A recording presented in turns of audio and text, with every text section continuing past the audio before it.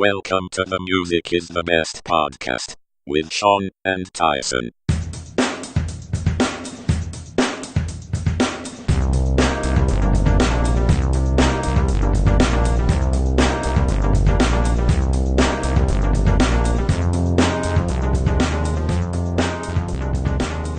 Welcome to episode 3 of the Music is the Best podcast with Sean and Tyson.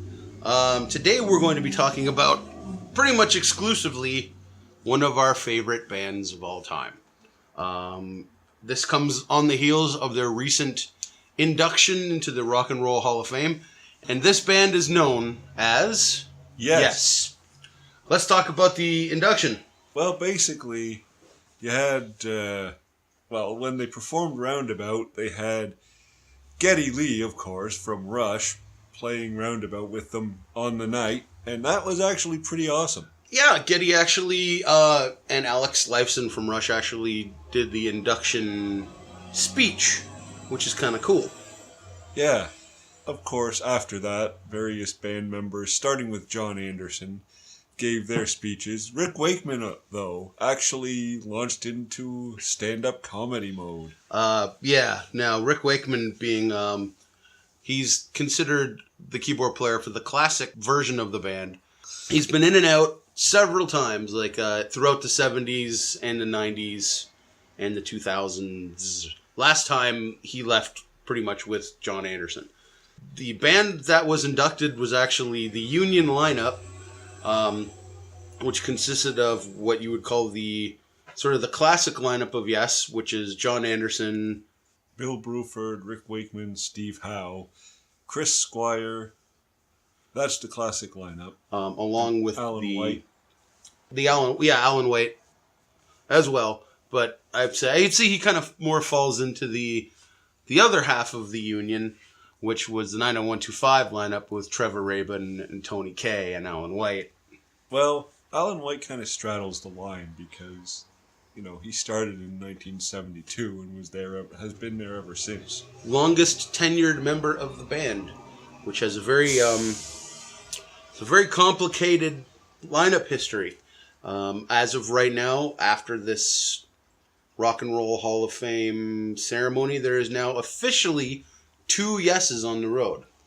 There's Yes Official, which is Steve Howe, Jeff Downs, Alan White, Billy Sherwood, and a guy called John Davison taking over the role of John Anderson. And then there's Yes featuring ARW, which is John Anderson, Rick Wakeman, Trevor Rabin, Lou Molino, and Lee Pomeroy. Let's take her back to sort of the beginning. Yes was formed in 1968 by Chris Squire, who is the bass player, and John Anderson, who is a singer, but he also plays a multitude of instruments. But he's mostly known for being the singer of the band. They started the band in 1968 with a guitar player called Peter Banks and a keyboard player named Tony Kaye, as well as a sort of jazz drummer by the name of Bill Bruford. They originally started gigging around London and various places. Chris Squire once called them the local band at the Royal Albert Hall because they played so many gigs there, including Cream's farewell gig. That was a particularly notable one. Eventually, they got down and they made their first record, also just called Yes, which we reviewed in our previous episode. They were really known at the time for their arrangements of covers. They did do their own originals too, but their arrangements were super thought out and super stretched out. Like they did a version of Something's Coming from West Side Story, yeah. That is a particular favorite of mine among the covers because it's just so energetic, and I think I mentioned it in the previous episode when I was talking about the first album. But yeah, it's just so energetic, and it shows the overall jazzy arrangements and enthusiasm, and it's a very exciting version of that piece of music. Bill Bruford said that when Yes started out, they were going to be a vocal group like the Beach Boys and stuff, and but with excellent instrumental backing. And I think harmony-wise, they do sort of capture that vocal group ethic on the first record. Like I See You is a good example of that. Okay, it has a bit of jazzy noodling in the middle, but the singing on that is very strong. And Beyond and Before has also some really strong harmonies. All in all, I think that first Yes album has a lot of signposts as to what would sort of make them great. Particularly Survival. The track Survival has a lot of that with an extended intro and then the song. Actually, in a lot of ways, I kind of think that song, in a strange way, kind of foreshadows changes on 90125. It's kind of a similar structure.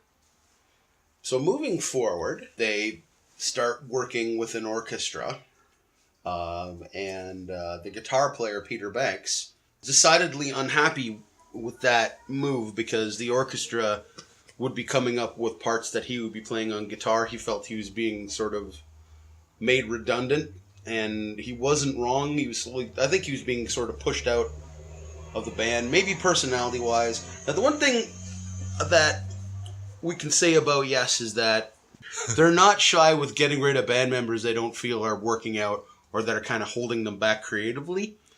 Yeah, and Peter Banks and later Tony Kaye are the first examples of that. I actually just watched an interview with Peter Banks on YouTube recently where he said his last gig was at Luton Town Hall or something like that, and that's when they said to him, "We think it will be best if you leave." And so, there you have it. All this was happening just on the heels of the release of their second album called Time and a Word. Now that record sort of builds upon the first in that, again, there's more lavishly arranged covers, no opportunity necessary, no experience needed. The Richie Havens song. And Every Days by Buffalo Springfield. Both of those are actually really good covers. Really good covers. The originals are a lot stronger on this one as opposed to the previous one. Like, you got songs like Sweet Dreams and Astral Traveler, and of course the title song, Time and a Word, which is like the Yes version of Hey Jude. And Then is also a good one. It's a pretty good album. It's, it has some stuff that has withstood the test of time pretty well. I mean, occasionally they still dig out Sweet Dreams and Time and a Word and play them in concert. So, moving forward, Yes was in the need of a guitarist. And so they wound up recruiting guitar meister extraordinaire Steve Howe.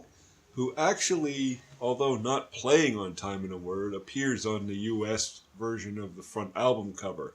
Yeah, he pretty much sort of stepped into the Peter Banks shoes for the sort of the tour and the promotion of the record, even though he doesn't play on it, which is not something that Steve Howe is wont to ever do again. He is definitely very vocal about what he will or won't play on when it comes to current Yes material and what have you. I think, again, the Rock and Roll Hall of Fame, he didn't want to play guitar on Owner of a Lonely Heart. He decided to play the Chris Squire part on bass. Although in that case, sure they could have had Geddy Lee or Billy Sherwood do that, but, I guess they just wanted Geddy for one song. Even though the second record was like a market improvement on the first record, the label wasn't happy. And they're like, you got to give us a good record or we're dropping you. The third one's either going to be the good one or the last one. And Yes come up with arguably the first of their classic albums, although the first two albums I still think are pretty classic. Yeah, they're very good, but the Yes album is generally considered, the first true classic Yes album. And I think they themselves thought of it as a rebirth because there is a little bit of confusion in the album titles. The first album is just called Yes. The third album is called The Yes Album. It's like, here we are mofos, take that. Not just any Yes album. The Yes Album. And it apparently did very well in the charts, but mostly because there was a postal strike on at the time, and so the record stores couldn't get their sales information in, so they just posted whatever their sales were, and so that's why the record did well in the charts in England. And now this record boasts a whopping 6 songs. Yep, 6 songs. And a great 6-song feast. There's lots of 10-minute plus tunes on it, the majority of which are still played today. Yeah, I mean, the last song we saw Yes play in concert was the first track on the album, Yours Is No Disgrace. Great piece of music. I think Yes album is the first album where the band actually sort of nailed the template for what Yes was to be at this point. You know, there's even a song that on the album I think nails the philosophy of the band. It's called Perpetual Change. If not for band members themselves, but just, you know, as an allegory for progressive rock, period, you know, you'll see perpetual change. Well, that's what Chris Squire said once. He said the motto of the band has always been, you'll see perpetual change. So, lots of classic tunes there. Starship Trooper, I've Seen All Good People. I remember hearing when I first saw the band live, they played side 1 of Tales, and then right after they played I've Seen All Good People. What a great way to bring you back to Earth. What a great way to bring you back from the trance. From the journey, yeah. Although the Yes album was a triumph, there was still a little bit of internal turmoil, as per usual. Their keyboard player, Tony Kaye, was quite comfortable with playing piano and organ, but they wanted to get more into synthesizers and stuff. Like, their contemporaries were using stuff like Mellotrons and Moog synthesizers and all kinds of stuff like that. And Yes wanted to do that, but the keyboard player wasn't really interested. Tony Kaye was much more interested in the band and what those guys were kind of doing, and like he just wanted to play. He didn't care about broadening the sound. Yeah, he was more into sort of the rootsy. Like, when you say the band, you mean like Robbie Robertson. Yeah. So, enter, for the first time, Mr. Rick Wakeman. Also known as the Wizard of Yes. He brought in all kinds of crazy stuff, like, you know, harpsichords, Mellotrons, Moogs, you name it, he played it. And just his wizardry, pun intended, on the instruments themselves added sort of a distinct color to the band. Like, everybody that wasn't Yes up to that point were still amazing musicians, but I think by the time Rick Wakeman came into the picture, they were all of the same caliber of musician. Super technically gifted. He was the final puzzle piece to the famous Yes sound, I find. Well, one thing that I should note here is that Rick Wakeman and Steve Howe, on their respective instruments, both brought a lot of different instruments and different sounds. And like Steve Howe used all sorts of different stringed instruments, just as Rick Wakeman started the tradition of using all sorts of keyboard instruments. And various other keyboard players later continued that tradition in their own way. Right. He was the man that was surrounded by banks and banks and banks of keyboards.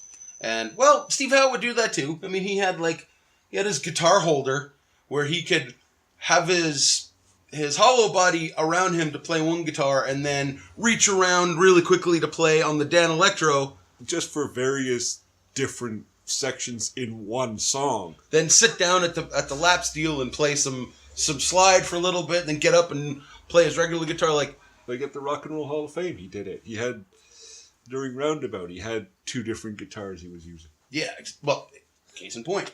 They're still very adventurous players even in their 70s. And Rick Wakeman still has his keyboard cubicle. So with Mr. Wakeman on board, Yes began recording what is considered to be one of their greatest albums. And this is a record called Fragile. Which is definitely one of my favorites. I'd say partly because it was my entry point into the realm of Yes. I mean, my mother had the single of Roundabout, Long Distance Runaround, and she had Fragile. So that's where I got on board. The magic roundabout. Speaking of which, yeah, the standout track that is played till this day is the song called Roundabout. Oftentimes in its 7-minute glory, but I guess recently they've been playing it the single version Yeah, but they played the full song at the Rock and Roll Hall of Fame, so that was good. The other thing about the album is because of the fact that they needed to get the album out quickly, each member had a chance to do a solo moment on the album. Now, the good thing about this is, unlike Pink Floyd with Ummagumma and ELP with Works, Yes kept their solo spots short. So you've got Cans and Brahms, which was a Brahms piece adapted by Wakeman. We have Heaven, which is basically the voices in John Anderson's head. 5% for Nothing, 35 seconds of the band playing a very unusual composition by Bill Bruford. The Fish, which is basically the second part of Long Distance Runaround, but it's Chris Squire doing lots and lots of bass layering. And Mood for a Day, a very nice Steve Howe solo acoustic piece. The thing about these solo pieces that I like is that they showcase the members of the band, but it's not entirely solo. Like, in terms of Pink Floyd, they had, like, their own half a side or whatever to do whatever they wanted, but oftentimes they didn't use other guys in the band to help them out. It was 100% solo, which, with the exception of, like, okay, well, Wakeman's part is all synthesizer and organ and stuff, and Steve Howe's just an acoustic piece. But the other three guys, Bruford's 5% for Nothing, and, The Fish being, like, dovetailed into Long Distance Runaround, it has input from the rest of the band. We have Heaven, the other band helps out as well. So even though they are solo showcasing numbers, it still feels very coherent, not separate from the rest of the band. Yeah, exactly. Aside from that, you've got such great group pieces as Heart of the Sunrise, South Side of the Sky, which showcases a beautiful section with lots of vocal harmonies and Wakeman doing some great playing there. And Long Distance Runaround, which is the last pop song Yes would do for a while. And, the aforementioned Roundabout. Yes. It's one of my favorite albums, personally. And it's interesting to note, sort of getting back to my point where the other guys in the band sort of helped each other with their solo pieces. Rick's original solo piece was Catherine of Aragon. It was a track that wound up as track 1 on his first solo album, but he couldn't release it as he, as a writer, was contracted to a different label at the time. I think they were on Atlantic and he was on A&M. Yes, that's right. And like every album that he appeared on during that time said, Rick Wakeman appears courtesy of A&M Records. So he had to come up with something public domain. Yeah, something else that he could do, just knock something off. But I mean, hey, it makes a killer first track to his Six Wives of Henry VIII album, which is literally Yes on track 1. So I mean, they did it live. Like, that song would come up in his solo spot on Yes Songs, the triple live record. Excerpt from Six Wives of Henry VIII. It's pretty cool. With this lineup in place, they decide to make what I think many consider the ultimate Yes record. Oh, definitely. It's a good one. It's 37 minutes long and has 3 songs on it. And it's pure bliss, I tell you. There's almost no album gives me as much joy as Close to the Edge.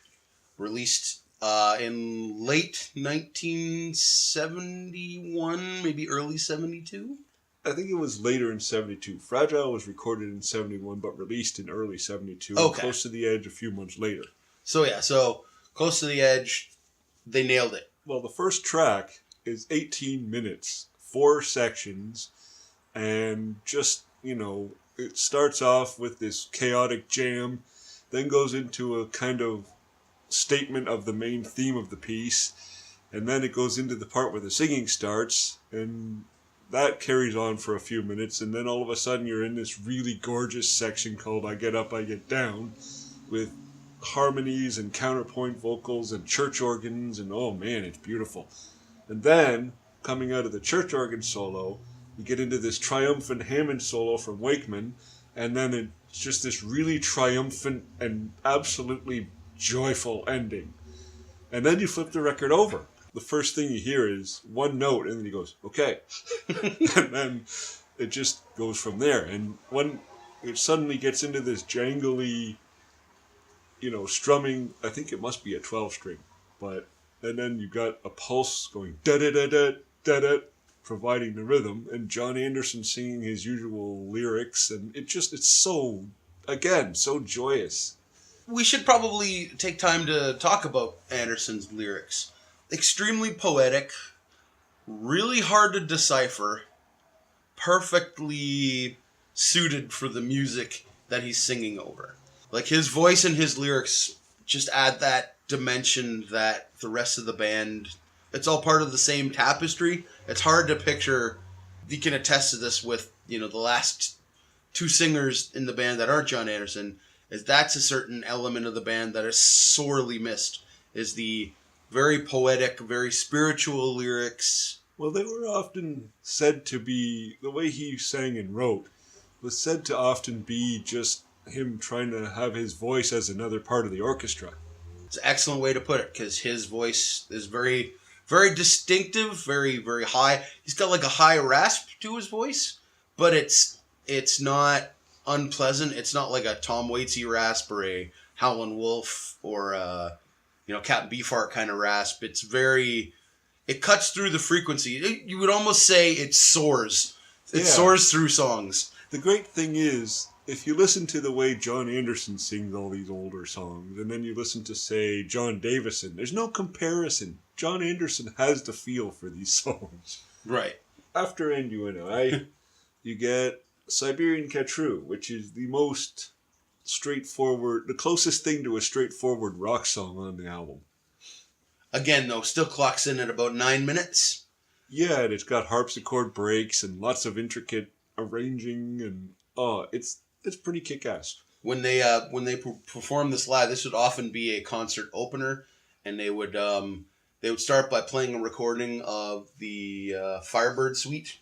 You can hear this on Yes Songs.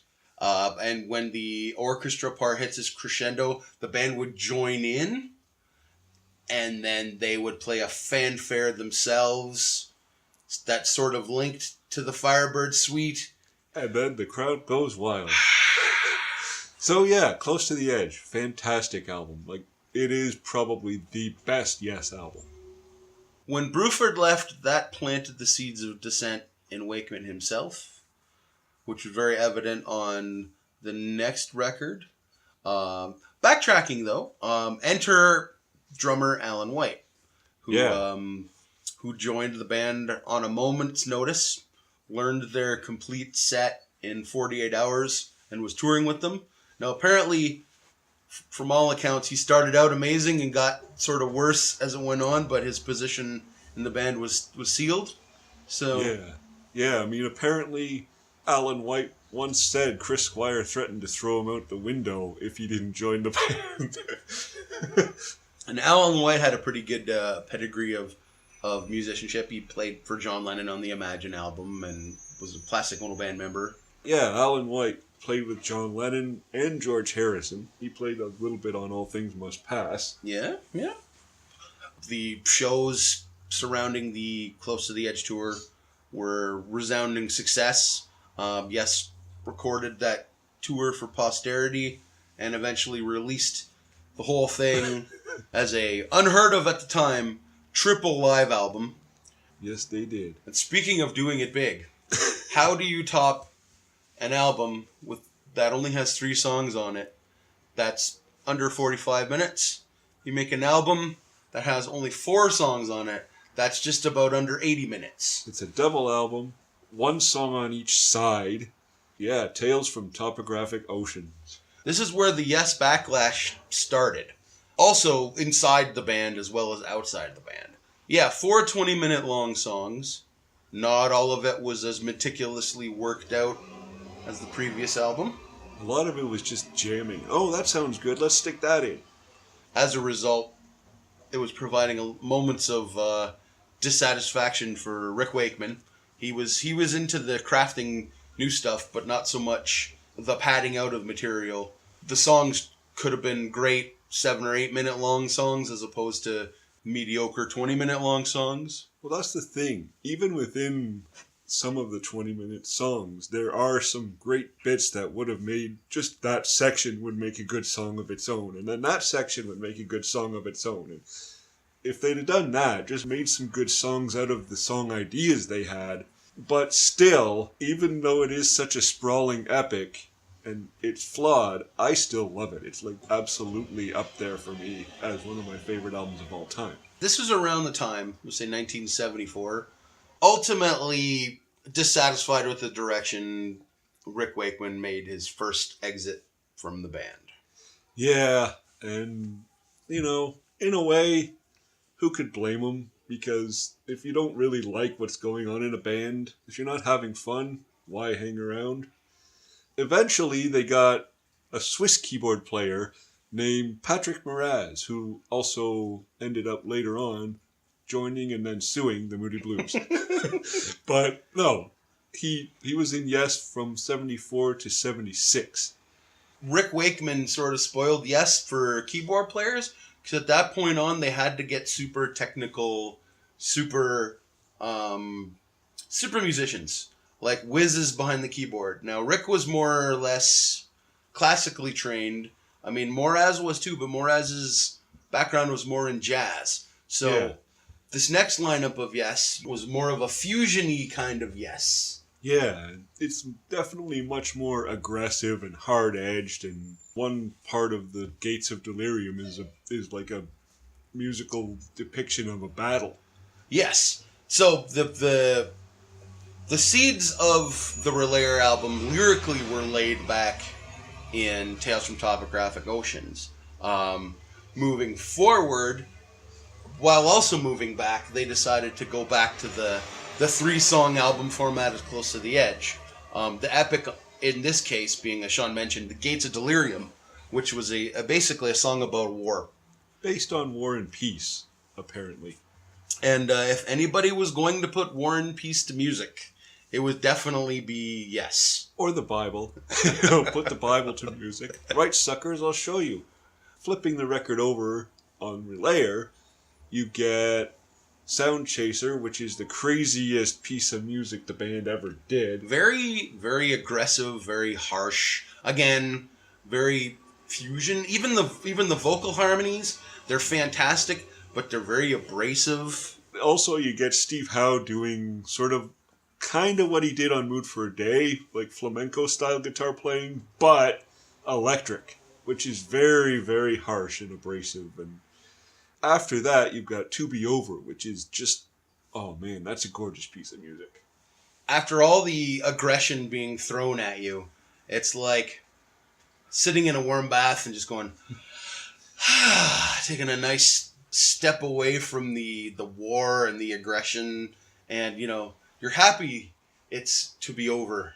So after the release of this album, the band members took some time off to make solo records. That takes us to Switzerland in 1976. Now, again, this is sort of where the more mercenary side of Yes rears its head. The ever-circling dance of the keyboard players. And Patrick Moraz is unduly ousted from his keyboard seat. So they decamped in Switzerland to make their following record, at first without a keyboard player. Enter Mr. Rick Wakeman, rejoining the band at first as a hired gun. Brian Lane and Chris Squire said to him, well, you know, the Yes fans won't really accept you as a side guy, so how would you feel about joining the band again? And the sessions for the albums themselves, especially for Rick, were incredibly enjoyable. It's like, oh, you guys are doing songs again. Great. He was sort of... This would have been the logical follow-up musically to Close to the Edge, I think. I agree. Because there are more proper songs on it. There's still the big epic, the giant Awaken. Which is beautiful when played live. This begins what I would call the flukiness of Yes, in that they are capable of creating, on purpose, great records. But the great records oftentimes happen despite the turmoil that's going on within the band. The circumstances surrounding the creation of Going for the One could not be reproduced. You know, they went to Switzerland to make an album. They hired Rick as a session guy. He enjoyed it. The music was a very joyful experience. The joy comes off on the record. Like, you listen to it, it's a very solid album. Even if you watch, they have a lot of the footage from the sessions on YouTube, and you can totally tell that they're all enjoying it and they're all having fun. And Rick Wakeman was joking around the whole time. I think Tomato, the follow-up, definitely suffers from the, trying to reproduce the circumstances of what made Going for the One great without all the proper material there again. Now, it's not an unsuccessful album by any stretch of the means, but it's almost like, use the sequel analogy in a hit movie, where the sequel isn't as good, even though it has all the same creative people in place. Well, I would say with Tormato, I like it as an album. There's not one song on there where I listen to it and I go, "Ugh, what the hell is that?" But generally I enjoy it, but it is the weakest of the classic era albums. The seeds of unrest were starting to sprout again. I think the seeds of unrest were in the tomato on the cover. Yeah, that is true. For a follow-up, they decided to, for the first time in a long time, get a producer. So they got Queen's producer, Roy Thomas Baker. Yes. And they decamped to Paris to sort of record the follow-up, which turned out to be ill-fated. Yes, because not only were they just not getting along, nobody wanted to help each other with the material. You had Anderson and Wakeman writing some stuff, and Squire Howe and White writing some stuff, and there was a huge pool of material from both camps. But nobody, as Rick Wakeman once said, nobody wanted to help each other. So what's a band to do? Well, first thing that happens is Anderson goes, I'm not really happy. And Wakeman goes, me neither. They go out and get really drunk and decide that they're not really digging this band. And so they leave. Which leaves Yes as a trio looking for a singer and a keyboard player. So they regroup once Alan's ankle is healed, and they start working on the material that they were sort of working on as a trio in Paris. Meanwhile, sort of in the same studio, the Buggles were working on their second album, and they had a song called "We Can Fly From Here," foreshadowing alert. And so they went and played that song for Yes, and Yes was like, "Well, you sound like John Anderson. Maybe you can play us the song, and then when John comes, he'll come and sing it." Well, they knew damn well John Anderson wasn't going to show up, so they just kept egging Trevor Horn on, and "Oh yeah, John's coming next week. Oh yeah, John's coming tomorrow. Oh yeah, nope. So, actually, John's not coming. Want to join the band?" For one fantastic album, ironically called Drama. Yeah, what an album that is. I mean, musically, it's every bit as good as the previous albums. And again, Jeff Downes does exactly what Patrick Moraz and Rick Wakeman had done before, and brought in new sounds, put his own stamp on the sound of Yes, even to the extent of using vocoders, which you don't hear on any other Yes album. So that right there shows Jeff Downes was worth having around. And Trevor Horn basically did a lot of the production on the album, with Eddie Offord showing up for the beginning of the sessions and then leaving. But Trevor Horn had a lot to do with the writing, and it was very organic in spite of the circumstances of its making. Again, this is another one of those what I would call like a fluke Yes album that was good, but the circumstances leading up to the making of it couldn't possibly reproduced. And they really never got a chance to. They toured the record. A lot of the dates on the tour behind this record were booked back around the 79 tour with Wakeman and Anderson. Yeah. So they were basically just contractual obligation gigs. Now, some of them were successful. Mostly in the U.S., they were successful where they were less known. The album did very well there. But in England, yeah, people were booing them on stage, and Steve Howe was just not happy about that, you know. Of course, I guess none of them were. Trevor Horn was having a very difficult time because they wouldn't change the key of the songs to accommodate him. So he was having to hit all those really high notes that Anderson would hit, but he couldn't always pull it off. So he had a hard time. And Jeff Downes had it less difficult because not so many people would be yelling, "Rick Wakeman!" But it would occasionally happen. But it wasn't easy for the Buggles. So, suffice to say, after the tour, the Buggles departed and, Yes sort of fell apart. That concludes the classic era of Yes, from 1969 to 1980. Next episode will be part 2, and hopefully that'll close the book on Yes as we know it. So thanks for listening to the Music is the Best podcast with Sean and Tyson. Thanks.